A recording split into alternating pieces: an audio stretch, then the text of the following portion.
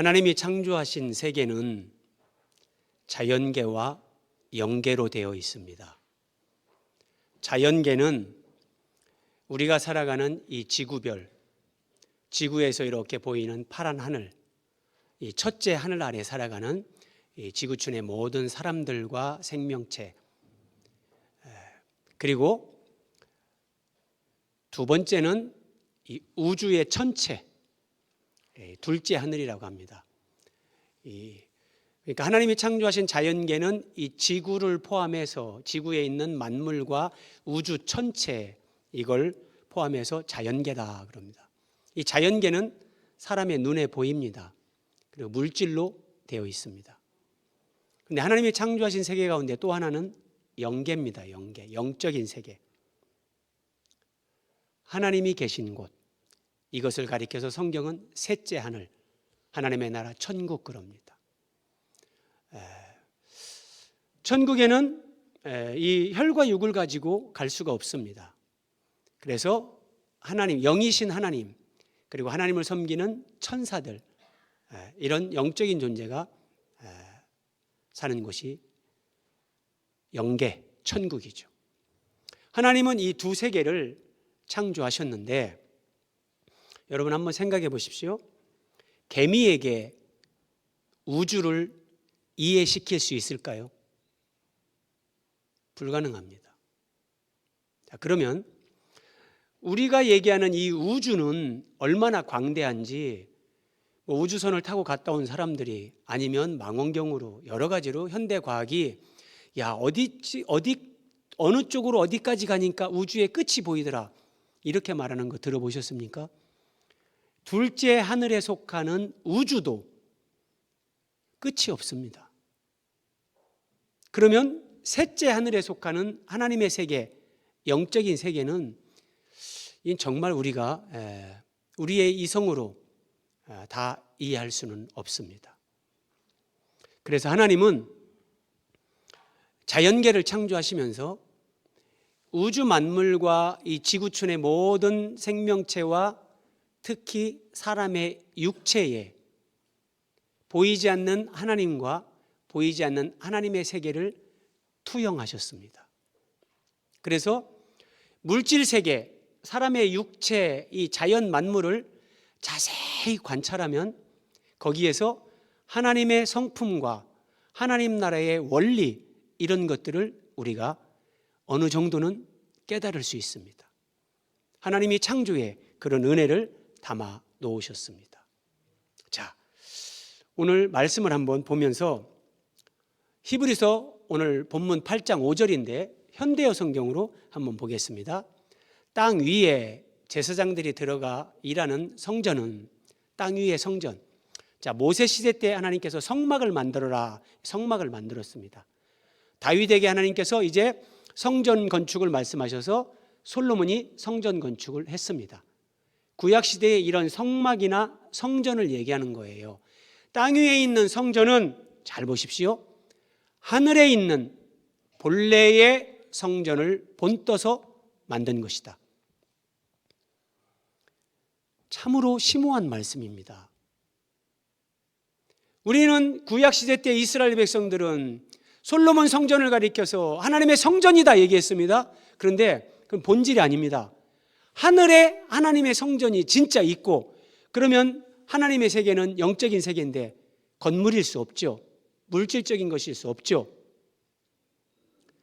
하늘에 있는 하나님의 성전을 본따서 이 세상의 성막을, 성전을 하나님이 지으라, 건축하라, 그렇게 말씀하셨다는 겁니다.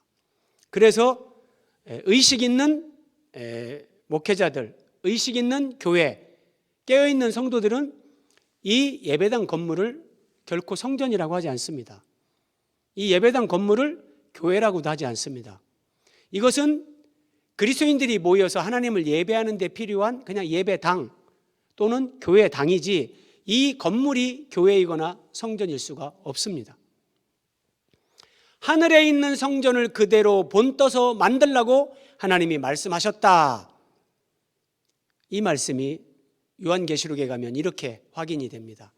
계시록 11장 19절, 이에 하늘에 있는 하늘의 성전이 열리니 성전 안에 언약궤가 보이며, 여러분, 이 하늘은 셋째 하늘, 하나님의 세계입니다. 그 하나님의 세계에 셋째 하늘에 하나님의 성전이 있다 그럽니다. 제가 시간 관계상 더 깊은 말씀을 못 드리지만 이 성전은 예수 그리스도가 모퉁이 돌이 돼서 예수 그리스도를 믿고 그 모퉁이 돌에 연결되어져서 하나님이 거하시는 우주적인 성전으로 세워진 신자들의 전체 그 모임입니다. 그런데 계시록에 또 보면 하나님과 어린 양이 친히 성전이시다 이렇게 말씀하십니다. 신비입니다, 여러분. 한마디로 성경에서 성전의 개념은 영이신 하나님과 피조물에 불과한 우리가 생명과 존재의 연합을 이루면서 피조물인 우리가 하나님의 생명과 성품에 참여해서 하나님의 신적인 영광을 누리게 되는 그 영광에 참여하는 것, 이것이 성전이고 교회, 그것의 본질인 것입니다. 그래서 하나님은 그런 은혜와 영광을 이제 믿는 자들에게 베풀어 주기 위해서 이 땅에 하늘에 있는 것을 본따서 모형과 그림자로 성막을 지어라, 성전을 건축하라, 이렇게 말씀하셨던 겁니다. 오늘 본문을 개역 개정 성경으로 보겠습니다. 그들이 섬기는 것은, 제사장들이 섬기던 구약의 성막이나 성전은 하늘에 있는 것의 모형과 그림자라. 정말 기가 막힌 표현입니다. 하늘에 있는 것의 모형과 그림자다. 여러분, 제가 이렇게 손을 들면 조명이 비추기 때문에 손 뒤에 그림자가 보일 겁니다. 보이십니까? 그러면 우리가 바라보는 것은 저쪽 이제 제 뒤에서, 강단 뒤쪽에서 사람들이 볼 때 앞에 보이는 그림자만 보는 겁니다. 이 그림자가 건물 성전이고 이 그림자가 이 자연계입니다. 그런데 그 그림자의 실체는 셋째 하늘에 있는 이 손, 이게 실체입니다. 그림자의 실체. 그러니까 우리가 눈에 보이는 모든 물질 세계, 자연계는 그림자입니다. 오늘 말씀의 제목이 육체는 영혼의 그림자. 우리의 육체도 보이지 않는 영혼, 그 영혼에 대한 그림자입니다.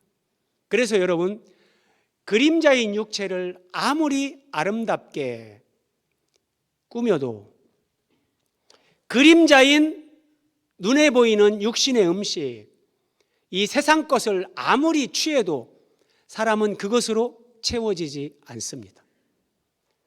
그림자를 잡으면서 거기서 만족을 누릴 수 있는 사람은 없기 때문입니다. 그 그림자의 실체가 하나님 나라, 하나님 나라의 진리요 생명이신 예수 그리스도가 실체입니다. 그 예수 그리스도를 따라서 사람을 지으시고 이 세상을 그렇게 하나님이 만드신 겁니다.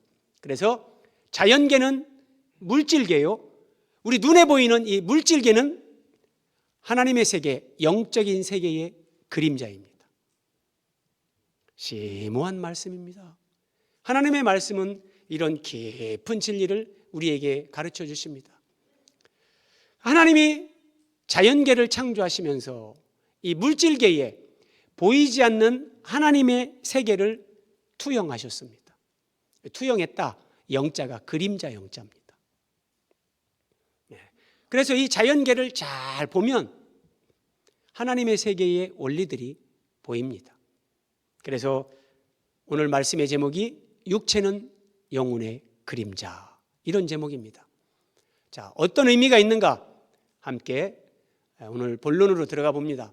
첫 번째, 육체는 영혼의 그림자, 근시와 원시, 사람의 시력. 요즘은 중고등부 우리 학생들도 이 근시, 원시, 그래서 안경 끼는 사람들이 참 많습니다.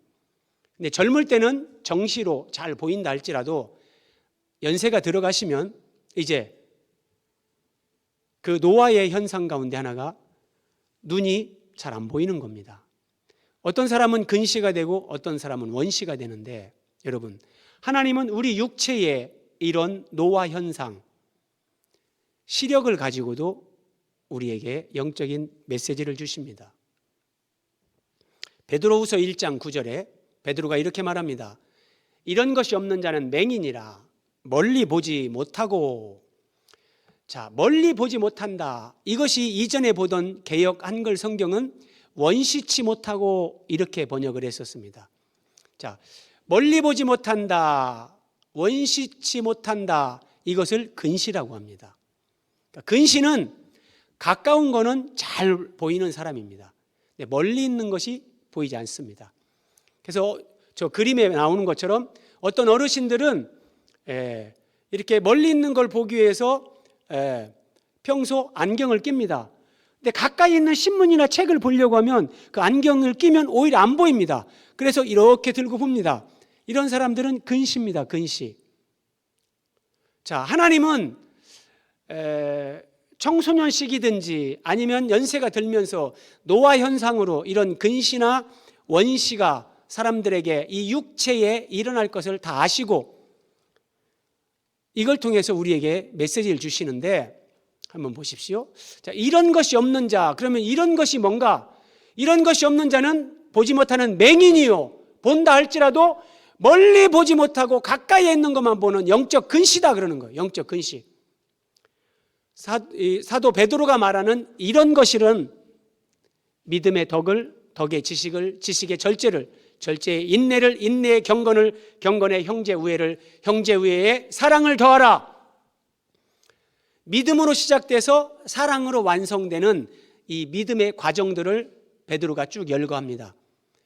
이 과정을 우리가 살아가면서 우리는 신성한 성품에 참여한다. 신의 성품, 하나님의 생명과 성품에 참여하면서 하나님의 영광에 우리를 하나님이 참여시킨다. 그래서 이 땅에 사는 동안에는 믿음으로 살면서, 여러분, 믿음으로 살면 사람이 이제 덕스러운 사람이 됩니다. 후덕한 사람이 됩니다. 나누고 베풀고 그럴 수도 있지 이해하고, 이렇게 관용스러운 사람으로 바뀝니다. 그리고 하나님을 아는 지식, 진리를 아는 지식에서 자라갑니다. 그리고 이제 그런 진리가 내 안에 더 쌓이면 어떤 부분에 이건 이렇게 하면 안 돼, 절제할 수 있는 능력이 생기고, 시련을 만나도 인내할 수 있는 믿음이 되고, 형제 우애, 사랑. 하나님은 여러분 사랑이십니다. 그래서 하나님을 닮아가면서 하나님과 연합되어지는, 자, 우리는 믿음으로 시작해서 사랑으로 완성됩니다. 그러면서 그 하나님의 영광과 성품에 참여하는 게 인생인데, 예수님을 믿는 사람들이 예수님을 믿고 구원받는 건 아는데 그 뒤를 모른다는 거예요. 덕도 모르고 지식도 모르고 절제도 모르고 인내도 모르고 형제우애와 사랑도 모르고, 그러면 이런 것이 없는 사람은 사도 바울의 표현으로 따르면 영적 근시다 그러는 거예요. 영적 근시라는 거예요. 여러분, 믿음 생활은 참으로 깊습니다. 죽는 날까지 영적 성장을 이루어가도 끝이 없습니다. 자, 그러면 이런 것이 없는 자는 맹인이요 근시다 그랬는데, 우리가 이런 것을 봐야 될 것, 그러니까 멀리 봐야 될 것, 그렇죠? 멀리 보지 못하는 자 이렇게 얘기했잖아요. 우리가 멀리 봐야 될 게 뭐냐? 인생의 의미요. 사람이 사는데, 내가 태어나서 지금 살고 있는데 나는 왜 살고 있지? 사람이 사는 건 뭐지? 이 인생의 의미를 생각하면서 성경으로 그 답을 얻는 겁니다. 살아가면서 고난 없는 인생은 없습니다. 아니, 나는 이렇게 믿음으로 사는데 왜 이런 고난이 연속적으로 나에게 오지? 고난의 의미, 그 고난을 통해서 나에게 말씀하시는 하나님의 메시지, 그 고난을 통해 나에게 하나님이 주시려는 영적인 유익, 이런 것들을 보고 깨닫는 것. 그러면서 궁극적으로 죽음 후에 우리가 영원한 세계에 가서 안식하게 될 그 하나님의 나라와 영생, 이런 것들은 멀리 보는 겁니다. 멀리 보는 겁니다. 이런 것이 없이 오늘 무조건 돈 버는 거, 맛있는 거 먹고 그냥 드러누워 TV 보고 그렇게 하루를 마치고 그렇게 사는 것은 영적 근시. 멀리 보지 못하는 인생이라는 거예요. 예. 예수님 말씀을 보십시오. 이제 원시를 얘기합니다. 원시. 어찌하여 형제의 눈 속에 있는 티는 보고 네 눈 속에 있는 들보는 깨닫지 못하느냐. 이건 원시입니다. 자, 원시는 멀리 있는 거는 굉장히 잘 보입니다. 근데 가까이 있는 것은 잘 못 보입니다. 저도 이런 쪽입니다. 그래서 저는 걸을 때나 운동을 할 때는 안경을 안 낍니다. 다 잘 보이니까요. 멀리 보는 거. 가까이에 뭐 책을 볼 때 안 보여서 제가 안경을 끼는데, 이 원시는 멀리 있는 것은 잘 보는데 가까이 있는 것을 잘 보지 못하는 거예요. 자, 예수님이 말씀하신 걸 잘 보십시오. 형제의 눈 속에 있는 티, 그러니까 자기 앞에 보이는 형제, 그 눈 속에 있는 티는 잘 봐요. 이게 멀리 있는 걸 보는 거예요. 근데 제일 가까이 있는 자기 눈에 있는 들보는 못 봐요. 이게 영적 원시입니다. 이것을 우리에게 적용하면 이런 겁니다. 나와 가장 가까이 있는 내 배우자, 자녀, 부모, 가장 가까이 있습니다. 근데 그 존재가 얼마나 소중한 존재인지 많은 사람들은 그걸 못 봅니다. 그래서 평생을 부부가 같이 살면서 평생 휴대폰에다 평행선이라고 입력해놓고 평생 안 만나고 어떤 사람들은 뭐 로또다 그래요. 막 당첨이 안 되고 만날 수가 없으니까. 우리는 그리스도인들은 그렇게 살면 안 됩니다. 내 옆에 있는 하나님이 짝지어 주신 이 배우자가 얼마나 소중한 존재인지, 하나님이 우리에게 선물로 주신 이 자녀가, 나를 이 땅에 존재케 하신 부모가 얼마나 소중한지, 이걸 볼 수 있는 것, 여러분, 이게 신앙이 성숙해져 가는 거예요. 어떤 사람은 천국은 봅니다. 내가 오늘 죽어도 천국 간다 확신에 삽니다. 천국은 바라보는데 자기 안에 있는 예수님은 못 봅니다. 나와 함께 동행하는 그 주님은 인식하지 못합니다. 멀리 있는 거는 봐요. 그래서 기도할 때도 막 하늘만 보고 막, 기도할 때 그냥 하늘 보좌에 앉아 계신 하나님만 생각하고, 그런데 지금 내 안에 계시고 나와 함께 하시는 그 하나님에 대해서 보지 못하고 인식하지 못하는 거, 이게 영적 원시입니다. 멀리는 보는데 가장 가까이에 정말 소중한 거, 이거를 못 본단 말이에요. 여러분, 하나님은 정말 위대한 교사이십니다. 우리를 지으신 창조주시기 때문에 이 육체의 자연 현상을 통해서도 하나님은 우리에게 이런 메시지를 주는 겁니다. 이게 원시입니다. 원시. 원시는 멀리 봐야 잘 보입니다.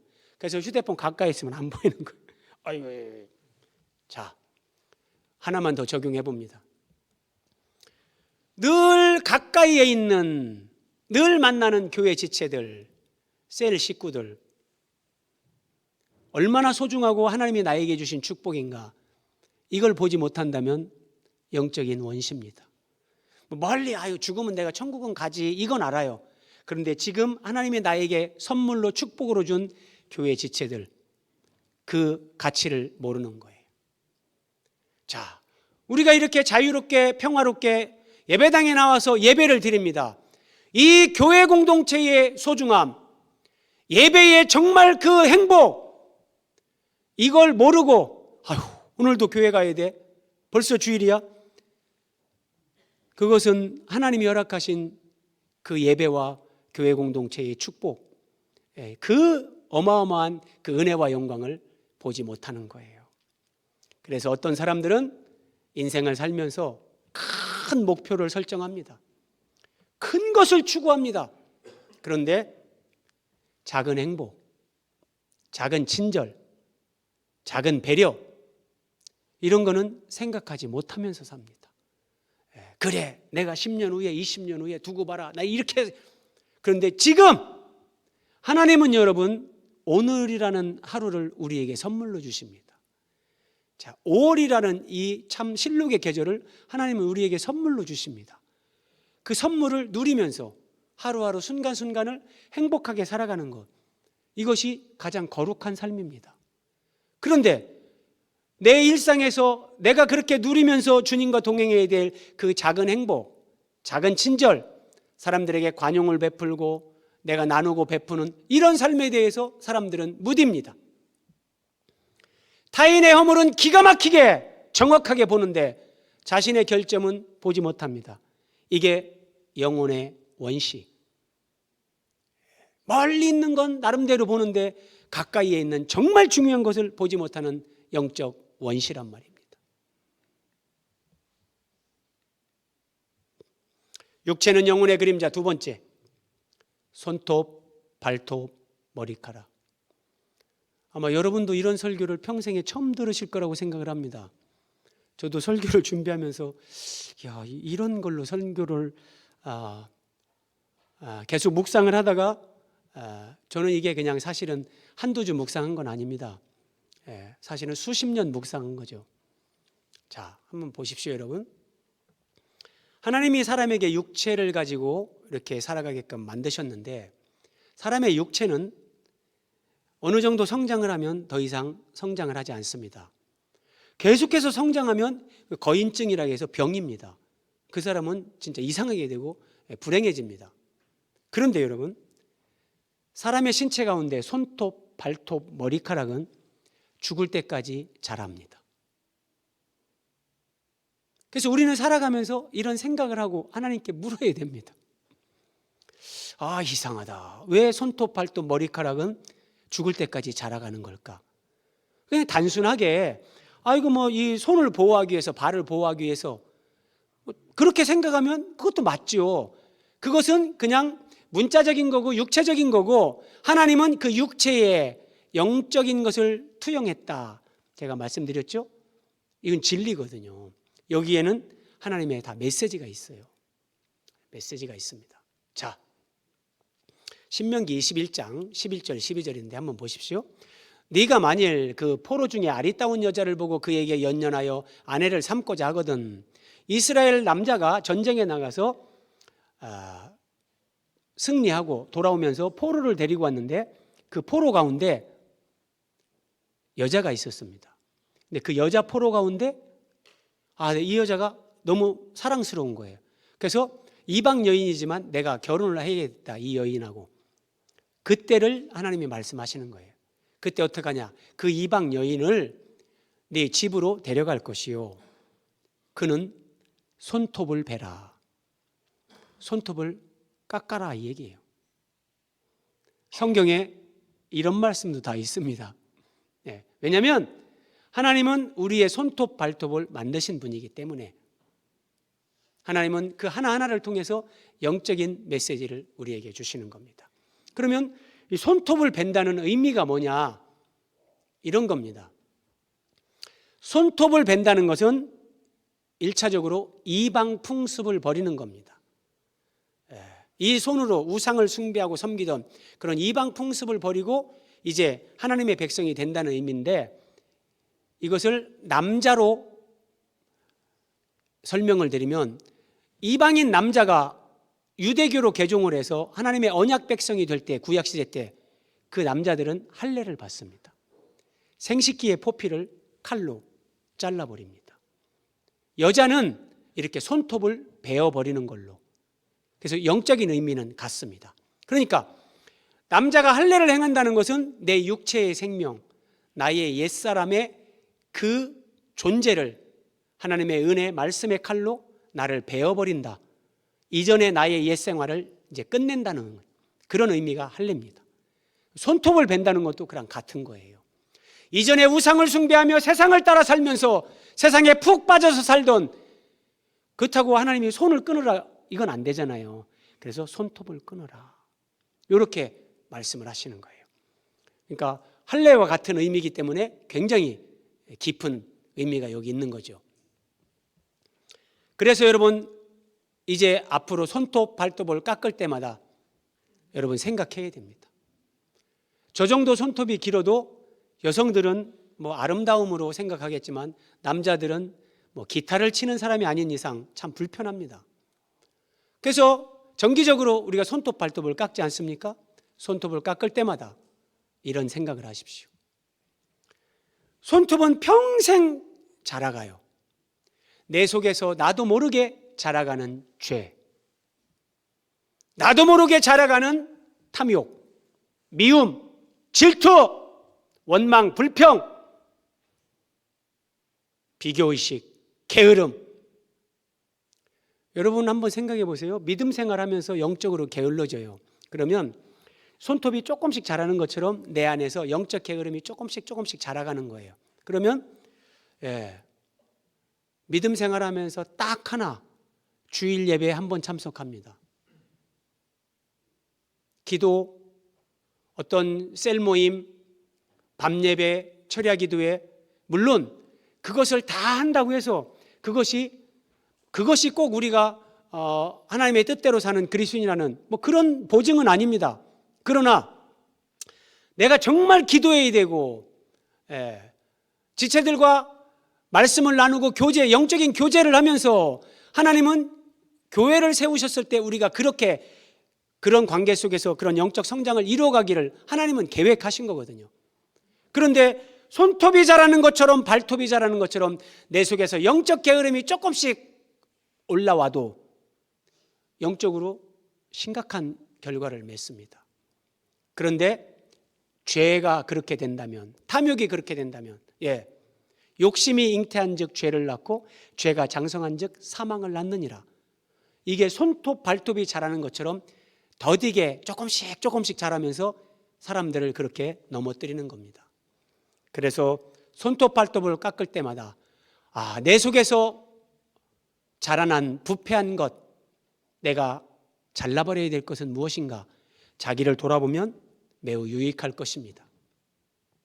자, 이번에는 머리털을 한번 생각해 봅니다. 머리털도 사람이 죽을 때까지 계속 자라갑니다. 어떤 의미가 있는가?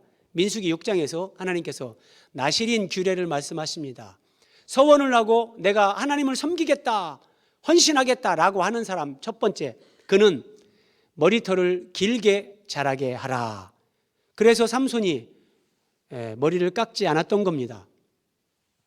자, 그러면 이건 무슨 의미인가 생각을 해야 되겠죠? 머리입니다, 머리. 자, 그렇다고 이 머리가 진짜 이 얼굴 머리가 커진다면 그건 사람이 이상해지잖아요. 그래서 머리카락이 성장하는 걸 통해서 머리의 의미를 하나님이 우리에게 주시는 겁니다. 예수님은 교회의 머리이십니다. 자, 하나님이 내 삶의 머리가 된다는 건 하나님이 내 삶의 왕이 되고 주인이 되는 겁니다. 예수님이 내 삶의 모든 영역에서 내 주인이 되는 겁니다. 그것이 머리카락이 계속해서 자라가는 것처럼 내 삶 속에 하나님의 왕되심과 예수 그리스도의 주되심이 계속해서 내 안에서 확장되어져 가야 된다는 겁니다. 그래서 이것은 평생, 머리카락이 평생 자라가는 것처럼 내가 죽을 때까지 내 안에서 하나님의 왕되심과 예수 그리스도의 주되심이 성장해 가도 그것은 끝까지 우리가 이르지 못합니다. 이게 사람이 죽을 때까지 머리카락이 자라게 하신 하나님의 심오한 영적인 의미입니다. 패션의 완성은 헤어스타일이다. 조금 멋을 내는 사람들은 이런 걸 압니다. 정말 패션에 신경 쓰는 사람은 마지막이 헤어스타일입니다. 아무리 옷을 근사하게 입고 화장을 잘해도 헤어스타일이 거기에 부합되지 않으면 안 됩니다. 그런데 여러분, 성경은 너희가 예수 그리스도로 옷 입어라 그래요. 영적으로 우리가 옷을 입는데 영적인 패션을 얘기하는 거예요. 저는 그 모델들이 워킹을 하는 걸 보든지 뭐 이렇게 사람들이 홈쇼핑에 뭐 이렇게 의류를 판매하는 걸 볼 때마다 참 많은 걸 느낍니다. 사람들은 그건 다 그림자거든요.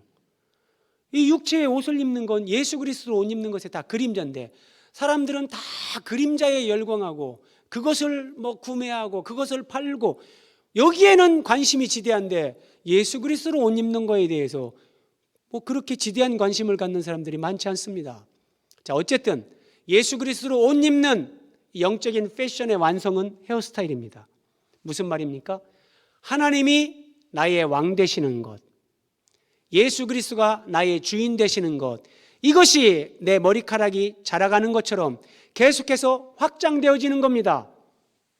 그래서 이제는 입술의 고백만이 아니라 내 모든 삶의 영역, 내 시간, 돈, 목숨, 내 인생의 모든 우선순위에서 하나님이, 예수님이 1순위가 되고, 내 시간이 아니라 하나님이 내게 맡긴 시간이고, 내 돈이 아니라 주인이 하나님이시고, 이 목숨도 주께서 달라 하시면 주인이시니까 주신 자도 여호와시요 취하신 자도 여호와시라, 여기까지 가는 겁니다. 이것이 머리카락이 자라가면서 영적인 패션의 완성으로 그렇게 되는 겁니다. 여러분, 설명 들으시니까 정말 육체는 영혼의 그림자, 이 자연계 물질 세계는 영계의 그림자, 이해되시죠? 그래서 여러분, 눈에 보이는 거 육체를 가지고 사는 동안 필요하지만 그것을 하나님보다 더 갈망하고 추구하면 어떤 경우에도 만족은 없습니다. 왜냐하면 그건 그림자이기 때문입니다. 사람은 그림자로 행복할 수 없습니다. 자, 육체는 영혼의 그림자. 세 번째, 자고 깨는 것의 의미입니다.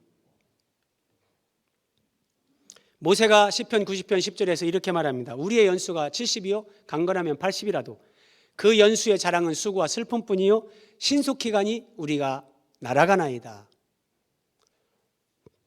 여러분, TV에서 100세 인생을 노래합니다. 속지 마십시오. 100세까지 사는 사람 아주 드뭅니다. 젊은 나이에 죽는 사람도 많고요. 성경의 말씀대로 70이고 건강하면 80입니다. 거기서 조금 더 살아서 하나님의 축복으로 건강하게 85세 아니면 정말 90세 정도까지 정말 그렇게 사는 사람이 지금은 있기는 하죠. 그러나 여러분, 우리 인생은 그렇게 100세까지 살 거라고 생각하고 살면 나중에 후회합니다. 그렇게 안 되거든요. 자, 인생은 짧습니다. 얼마나 빨리 가는지 신속히 간다, 날아간다 그럽니다. 그런데 사람은 인생의 3분의 1이 잠입니다. 3분의 1이 잠입니다.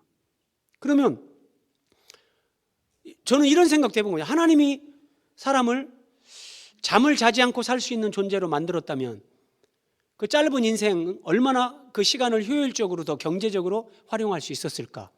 아니, 육체가 있기 때문에 꼭 잠을 자야 된다면 한두 시간만 자는 존재로 하나님이 그렇게 만들고 한두 시간만 자도 피로가 회복되게 했다면 얼마나 시간을 더 길게 인생을 사용할 수 있었을까? 이런 생각도 저는 해본 겁니다.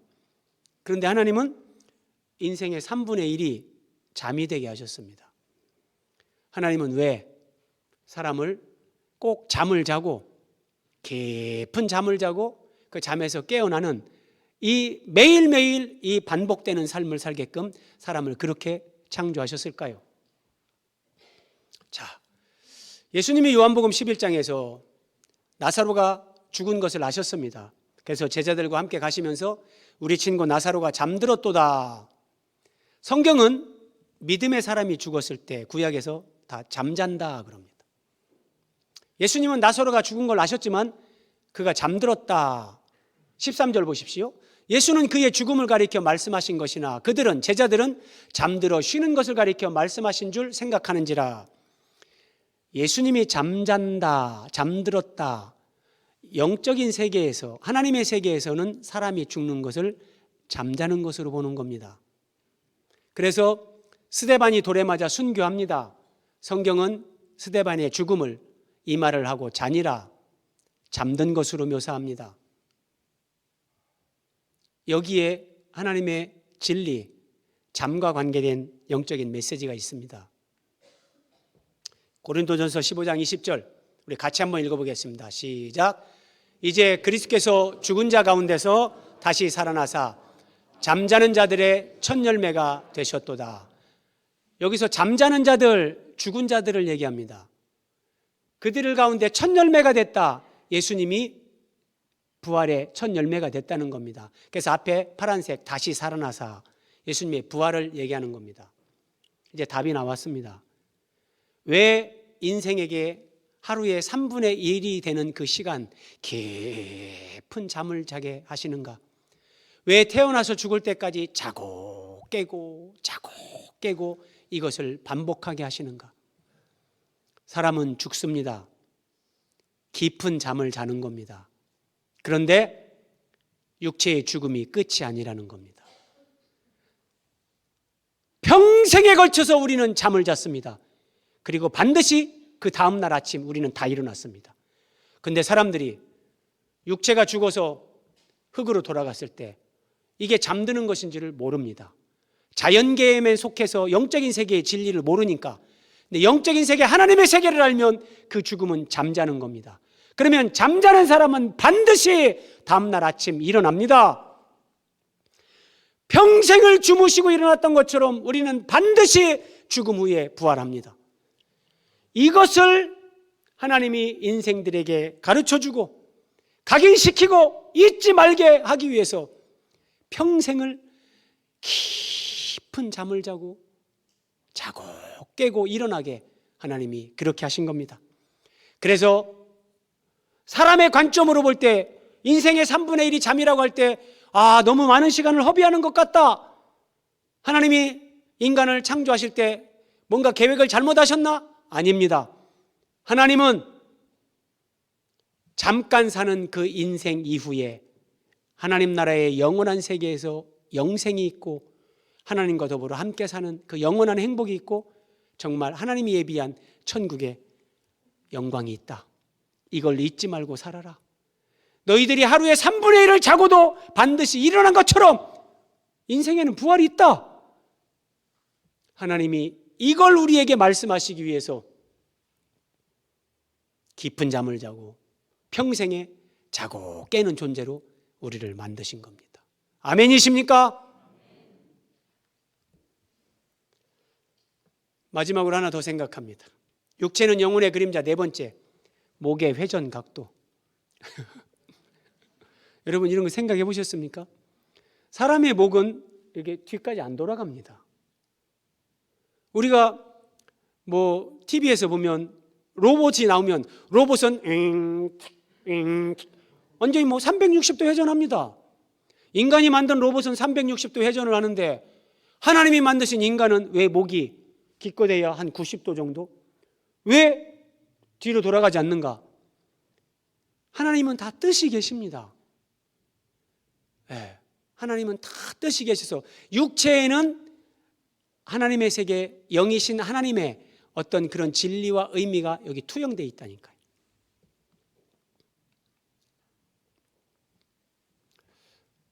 사람의 목이 뒤로 돌아가지 않기 때문에 사람은 뒤를 보기 위해서는 이 몸을 돌이켜야 됩니다.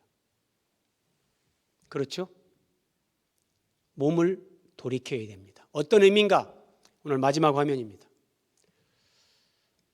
내가 앞을 보고 인생을 하나님 없이 이렇게 쭉 앞을 보면서 살아왔습니다. 그런데 내가 하나님을 만나고 하나님 뜻대로 진리와 생명의 길을 가기 위해서는 똑같이 가던 길을 가면서 하나님을 믿고 살 수는 없습니다. 내가 보지 못하던 영적인 세계를 보기 위해서는, 내가 보지 못하던 하나님의 세계, 진리의 세계를 보기 위해서는 돌이켜야 됩니다. 내가 가던 길, 살아가던 삶의 방식에서 돌이켜야 됩니다. 하나님은 우리에게 이 메시지를 주시는 겁니다. 돌이키라는 겁니다. 진짜 예수 그리스도를 믿고 진짜 영원한 세계를 네가 보는 사람이라면, 하나님의 세계 영생을 준비하는 사람이라면, 그것을 믿고 그 진리를 살아가는 사람이라면 이제까지 살아오던 삶에서 너는 돌이켜야 된다. 여러분 예배당에 나오면서 그냥 예를 들어서 고개만 예. 여전히 내 몸의 중심은, 내 시각은 세상을 향하고 있으면서 주일날만 그냥 교회 오는 거, 그게 로봇의 목이 돌아가는 거예요. 주일날 교회 갔다 왔다. 그리고 내 가치관, 인생관, 모든 삶의 내용은 여전히 세상에 취해서 세상 것으로 그림자를 잡으려고, 그게 안 된다는 겁니다. 물론 그렇다고 뭐 돈 벌지 마라, 일하지 말라, 그런 얘기 아닙니다. 그리스도인은 최선을 다해서 일하고 최선을 다해서 돈을 벌어야 됩니다. 근데 돈이 목적이 아니고, 돈 자체가 목적이 아니라는 거예요. 돈을 벌되 돈을 사랑하지 않고 돈에 묶이지 않는 사람. 그래서 이제까지 살아온 삶에서 돌이키라는 겁니다. 오늘 마지막 말씀입니다. 이사야 45장 22절 하나님이 이렇게 말씀하십니다. 땅의 모든 끝이요 내게로 돌이켜 구원을 받으라. 땅의 모든 끝이요 세상 모든 나라 사람들아, 너희는 이제까지 너희들이 살던 그 삶의 방식에서 너희는 하나님께로 돌이켜야 된다. 그래야 구원을 받고 하나님의 세계, 영적인 세계, 영원한 하나님의 나라, 천국 백성으로 그 천국을 준비하면서 너희는 정말 의미 있고 가치 있고 후회 없는 그 복된 삶을 너희는 살아갈 수 있다. 하나님이 이 메시지를 주시는 겁니다. 5월 가정의 달이 시작됐습니다. 여러분, 가장 가까이 있는 사람을 소중하게 여기시고 사랑하십시오. 목이 돌아가는 거, 손톱이 자라고 발톱이 자라고 머리카락이 자라는 거, 단 한 번도 그 의미를 생각하지 않으면서 살았죠. 이제 내가 살아가면서 내 눈에 보이는 거, 손에 잡히는 거, 내 옆에 있는 사람 하나하나 작은 것, 그 의미까지도 생각하고 하나님 앞에 묻고 나와 친밀하게 동행하시는 그 주님과 함께 정말 아름답고 평화롭고 복된 이 5월 이 지구별에서 하나님과 더불어 믿음의 사람들과 가족들과 더불어 그렇게 행복한 5월이 되시기를 예수님의 이름으로 축복합니다.